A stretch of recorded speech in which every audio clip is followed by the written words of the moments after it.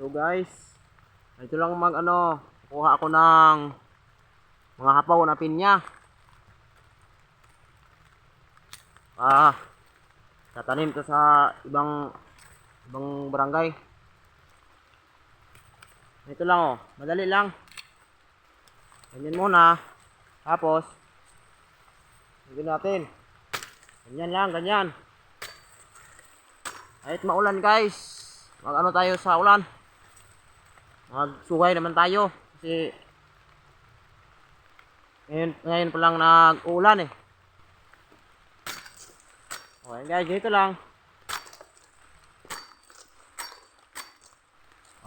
Ito na guys. Dito itanim.